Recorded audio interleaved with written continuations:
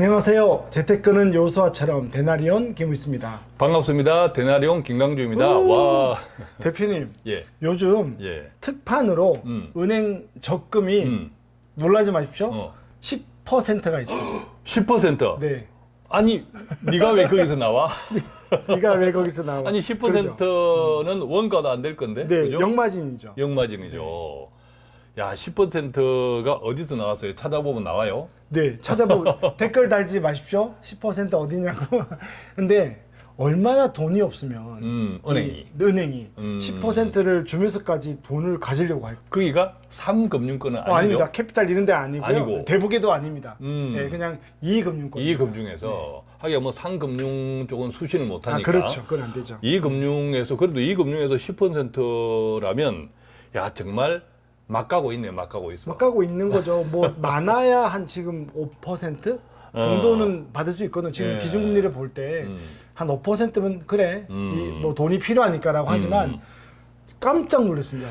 그래서 저도 최근에 보면 역 머니 무버 이런 말들이 있더라고요. 역 머니 무버? 머니 무버. 머니 이렇게 무버. 돈이 예. 주식이나 이런 투자 시장에서 다시 움직이는 은행으로 돌아온다. 올 초에는 주식시장으로 많이 빠져나갔잖아요. 맞습니다. 네. 그런 돈이 다시 돌아온다. 음. 자, 그만큼 하반기에 여러 가지 조금 유동성, 네. 그죠? 금융 쪽에 여러 가지 걱정들이 있다는 건데 그런 것들이 뭐가 있을까요? 지금 뭐 부동산 쪽도 있는 거죠. 홍다 부동산도 좀 문제가 되고 예. 지금 PF 자금만 해도 전 금융권이 아니고 그 새마을금고만도 50조가 몰려 있습니다. 새마을금고 이제 PF 자금이라고 하면 이게 개인 대출이 아니기 때문에 소액이 아니라 네. 보통 한 수십억 정도는 되잖아요. 그런 거죠. 그 이상 뭐 네. 올 초에 어떤 새마을금고가 하나 파산 났을 때 부도 났을 때 그때 제 기억에 아마 100억이 넘었던 그렇죠. 것이 네, 터졌다고 그 하나 터진 거죠. 이해하고 있는데 네. 그 이제 PF 자금들을 한번 터지면 기본적으로 뭐 수십억짜리니까 이게 일반 연체율하고는 네. 조금 달라요. 그죠? 다르죠. 그리고 금리도 되게 높고요. 예. 또 문제는 이게 지방 PF 자금이 부동산 쪽 많이 있거든요. 빌라라든지 작은 호텔이라든지. 그러니까 부동산 경기가 안 좋고 또 금리가 올라가면 PF도 연달아서 같이 어려움이 그렇지. 있으니까 예. 그게 50조나 된다 그러니까 예. 어려운 거죠. 그러다 보니 뭐 10% 이런 걸 또 찍어내지 않을까요? 자, 그러니까 생각해 보면 올 초에 우리가 뭐 새마을금고 문제가 터지면서 뭐 뱅크런 이런 네. 이야기도 나오고 네. 했는데 그러면서 이제 정부가 개입해서 막 막았잖아요. 근데 네. 이게 끝난 게 아니네. 끝난 게 아닌 예, 거죠. 계속 끝난 앞으로도 게. 문제가 생기고 금리가 이제 떨어지지도 않잖아요. 그렇죠. 네. 그리고 10%를 물론 이제 뭐 특판이고 단기로 했겠지만 내부적으로 보면 자금 문제가 심각하다라는 뜻이네. 자금 경색이 경색이. 일어나고 그 금고가 혹은 그 금융권이 다른 데에서 돈을 가져올 수 없는 거죠. 예. 네. 최근에 또 여러 가지 이제 뉴스들을 보면 한 3년 전에 네. 코로나 때문에 자영업자 대출을 회수를 해야 되는데 그걸 네. 못하고 계속 연장을 했다. 연장해서 회수가 안 되는 채권도 있는 거고요. 예. 또 하나는 실제로 제가 자영업하시는 분이 연장할 때 금리가 음. 이전에는 저금리였는데 이제 그렇지. 고금리로 바뀐답니다. 그렇지. 네, 요즘 끝나가지고. 장사도 안 되는데. 네, 그러니까 더 어려워지는 어. 거니까 그런 게 채권 호수가 미회수가 될 가능성이 크면 예. 터지는 거죠. 또 전 세계 금융시장을 보면 미국이 돈이 계속 필요해.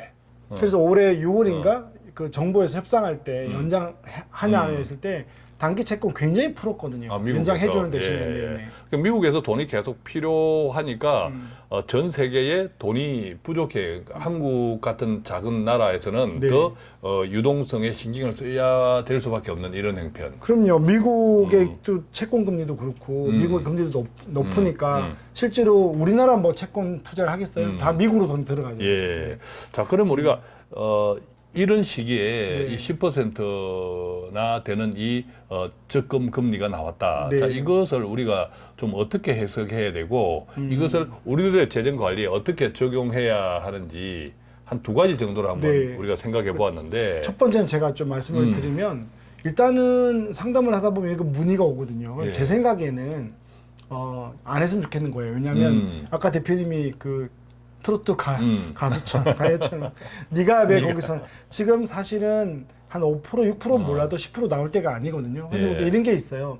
한 2, 3%더 받으려고 투자했다가 예금 넣었다가 이제 예금자 보고 공사에서 5천만 원까지 되지만 예. 예전에 하여튼 제 고객 중에 부도가 난 뭐 신협이라든지 저축은행 부도가 나면 권사님들이 잠을 못 주무십니다. 그렇죠. 이게 해결될 마무리가 때까지. 돼야 되니까. 예, 해결될 때까지. 그러니까 해결도 굉장히 딜레이 그죠. 되고 예. 돈은 또 언제 받을지 맞습니다. 모르고 그래서 되게 어려워서 저는 이런 것들은 좀 더 받으려고 이것도 약간 탐심이 있을 수 있으니까 예, 하지 예. 말자.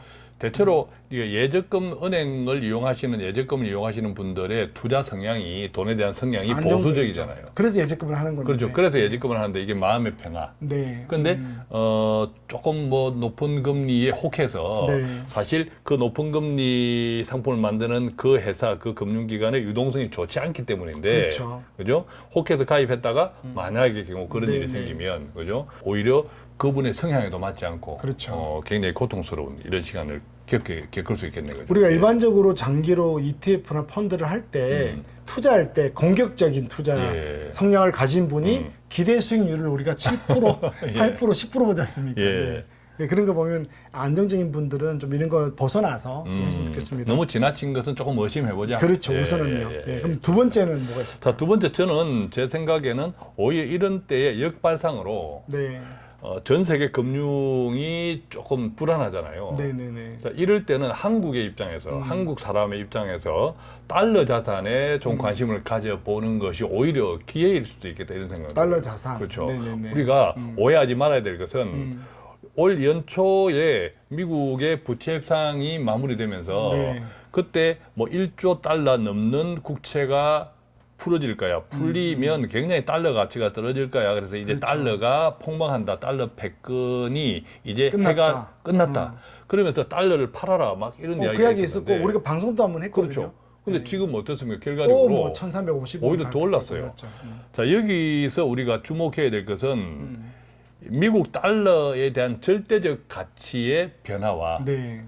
한국과의 상대 상대 가치, 변화. 원달러 환율 네. 이것은 분리해서 생각해요. 그거를 우리가 달러 가치라 그러면 우리가 뭐 1달러에 1,300원 이것만 보더라고요. 예, 네네. 그렇죠. 네. 그러니까 사실 한국 같은 이 약소국 기축통화도 아니잖아요. 네.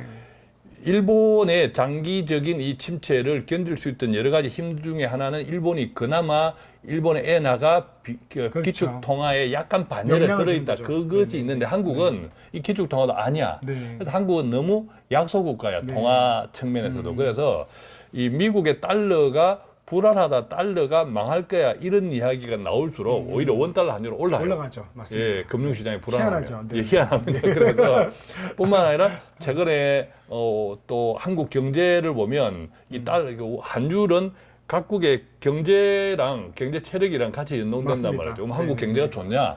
안 나쁘다. 좋죠. 라는 측면까지 다 반영이 되고 그다음에 이제 한국 원화에 영향을 주는 중국의 위안화. 그것도 영향이 있죠. 위안화도 요즘 좋지 않아요. 최고 저희 IMF 이후로 그렇죠. 위안화가 최고로 하락했습니다. 이제 그것도 우리한테 영향을 주죠. 우리는 이제 중국이 큰 수출 국가니까. 네. 자, 그런 것들을 다 종합해서 보면 달러가 불안정할수록 원화 가치는 더 떨어져. 그렇죠. 예, 원달러 원화 환율도 가치가 올라. 떨어지는 거죠. 예, 원달러 네, 환율도 올라. 자, 그런 측면에서 보면 달러 자산에 관심을 가지는 것. 이때 달러 자산이라고 하는 것은 달러 자체일 수도 있고 네. 또 그다음에 달러로 투자하는 기초 자산으로 투자는 투자가 될 수 있죠. 미국 자산, 네, 그죠? 주식이나 채권. 미국 뭐 주식형 ETF라든지 미국 채권형 ETF라든지 이런 등등 음. 이런 등등에 좀 관심을 가져보면 또 약간 우리가 조금 더 깊은 이야기를 드리면 이 환율과 원달러 환율의 변화와 이 달러 자산의 그 가치는 네. 반대로 움직이는 경향이 맞습니다. 있어요. 예컨대 내가 투자한 달러 상품은 떨어져도 오히려 그러면 또 달러가 달러 가치가 올라서 상쇄되는 거죠. 상쇄되는 균형. 이런 효과도 있고 해서 본인의 투자 성향이나 내가 투자하려고 하는 여윳돈의 그 성격을 판단 종합해서 네. 어떤 달러 자산에 투자하느냐는 개별적인 몫이지만 네.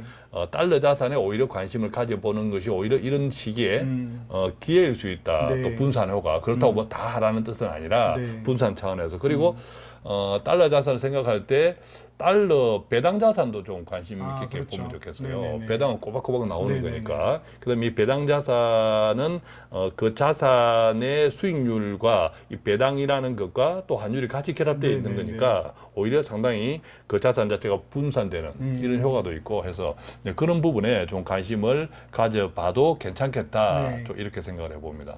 네.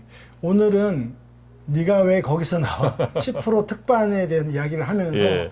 시중에 지금 돈이 없구나. 맞아요. 예. 그런데 이런 것들이 결국 우리 재정에 어떻게 적용될까에 대한 두 가지를 말씀드렸고요. 이 두 가지가 여러분들 재정 생활에 도움이 되기를 바라면서 저희는 여기서 마치겠습니다. 감사합니다. 고맙습니다.